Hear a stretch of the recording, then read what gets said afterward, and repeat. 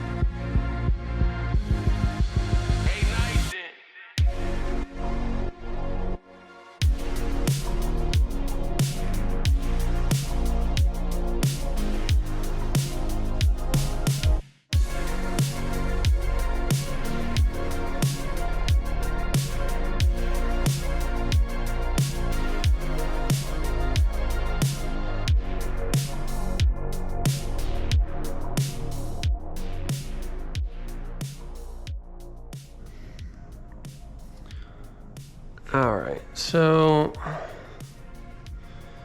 I just had, here they are. So I have two replacement gears. I have that one, which has already been replaced. And then I have this one, which has also already been replaced. And I have, which if you can see, this guy, no. We want this one to come on. So this one is just so brittle that I can just, it's effectively wax. I don't know what it's actually made of. I don't know how well the camera's gonna pick it up, but that used to be this. So now this just slides on in here. Yeah, see, this is where I'm not really the guy for the job for this, because I don't know what the I'm doing when it comes to gears, man. Like, what even is this shit? All right, so that one's down in there. There's little bits of the old gear stuck in the teeth. So I need to get a razor blade and clean that out. The lower number's moving. There it is. Look at that, guys.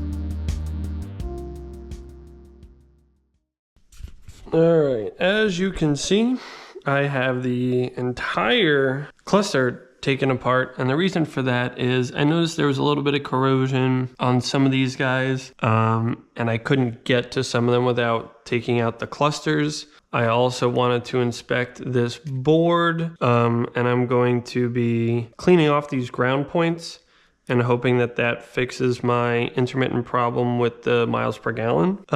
Sometimes working, sometimes not working. Also, I have taken some sandpaper and just sanded these posts as well as this one, and I'm gonna take some rubbing alcohol and clean this. I'm debating on whether or not I want to re-tin these contact points and these contact points.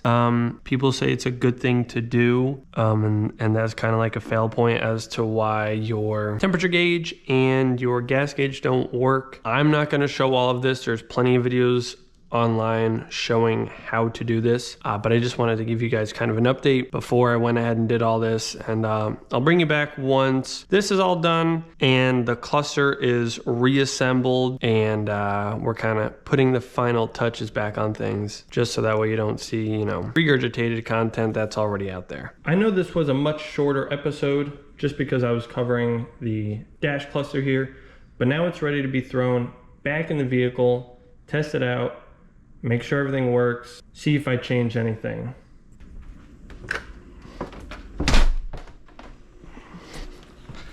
And it is disgusting out today, just in case anybody was wondering. Okay.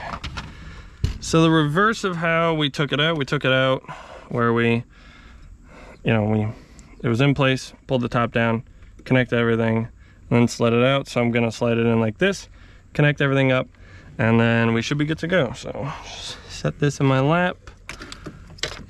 Gotta move everybody back up in there. All right, for those of you that don't know, to take the steering wheel out, it's really simple in these vehicles. Just gotta pop this out. And then you will need your key, but first, this is just a 22 millimeter. And you just gotta, ooh, goddamn. It is in reverse, so you just gotta crack this loose.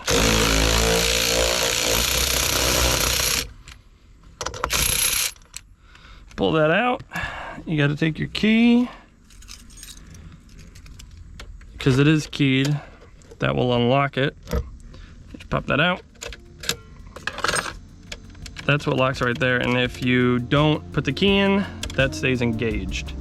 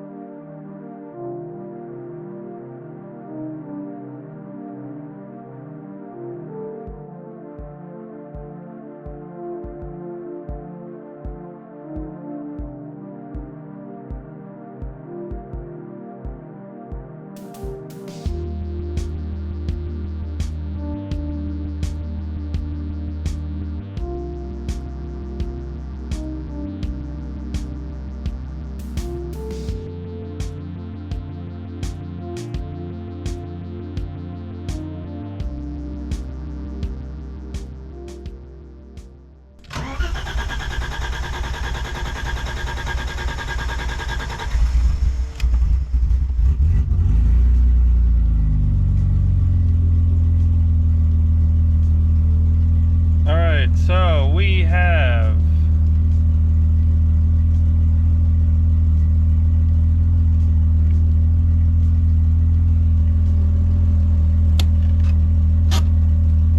it no longer sees that the park brake is engaged. That worked yesterday. So that's new. Let's see what happens if we That does make it brighter.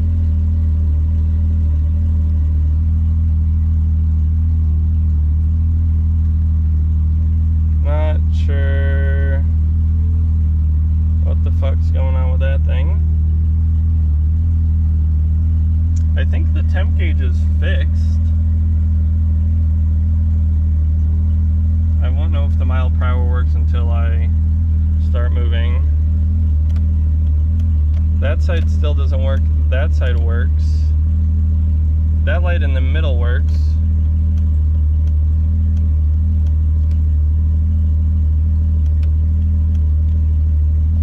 The gas gauge still doesn't work. The reset works for the trip odometer, so that's good. That didn't work before.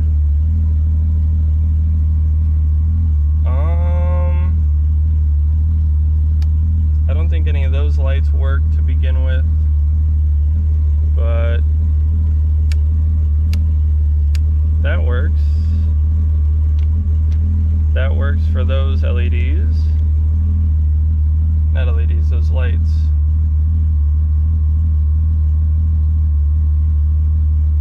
But yeah, guys, I'd say that is a success. This looks like it's working.